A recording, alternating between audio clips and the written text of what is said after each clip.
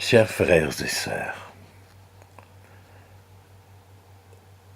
dans la première lecture de la messe d'aujourd'hui, Dieu donne à Moïse 10 paroles pour que lui et son peuple puissent trouver le bonheur de vivre avec le cœur plein d'amour pour Dieu et pour leur prochain.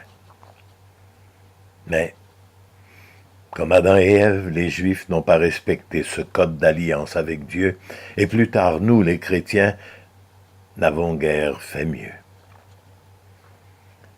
Alors Dieu, qui aime sa création et qui veut que tous les hommes soient sauvés, nous a donné son Fils unique, qui est venu non pas pour nous juger, mais pour nous sauver. Pour cela, il s'est incarné, et il est mort sur une croix.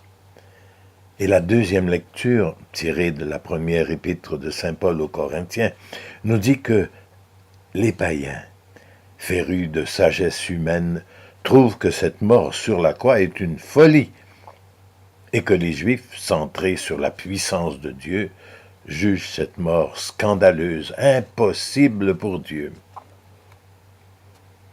Mais comme Dieu est amour, et que toute sa puissance est au service de son amour, on comprend que cette mort sur la croix est le sommet de l'amour, puisqu'il n'y a pas de plus grand amour que de donner sa vie pour ceux qu'on aime. Elle est sans doute folie pour la raison humaine, mais une folie d'amour. Et quand il s'agit d'amour, la vraie sagesse, c'est faire des folies.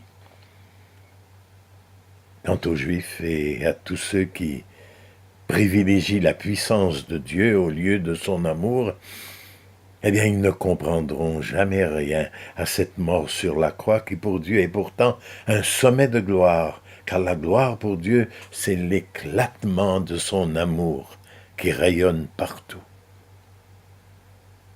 Et nous, devant tant d'amour, comment réagissons-nous?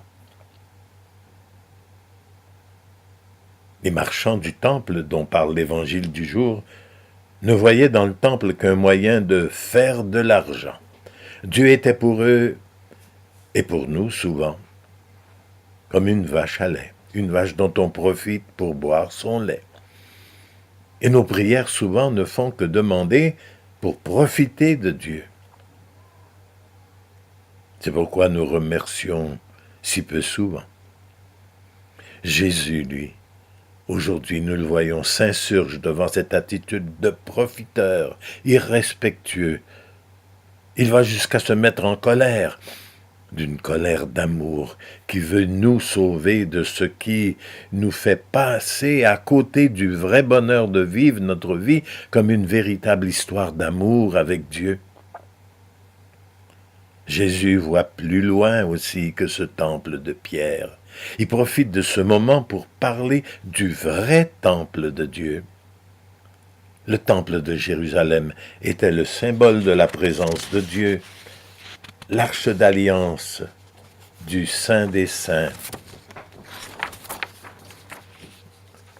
Le cœur du temple contenait les tables de la loi données à Moïse, dont parle la première lecture, et contenait de la manne qui avait nourri le peuple au désert.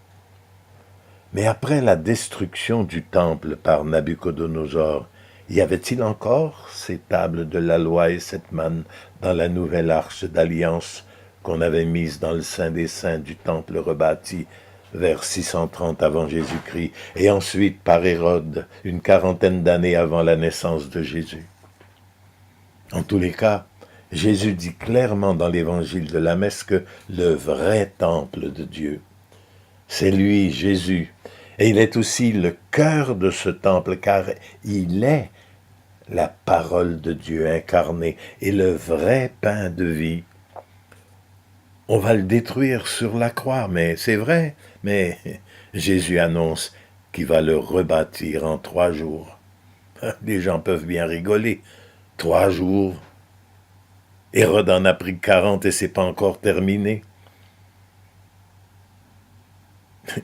Imaginez, que si on devait respect au temple de Jérusalem, qui n'était qu'un symbole de la présence de Dieu, combien plus on doit respecter Jésus, qui n'est pas simplement un homme qui contient Dieu, mais qui est Dieu, qui devient homme.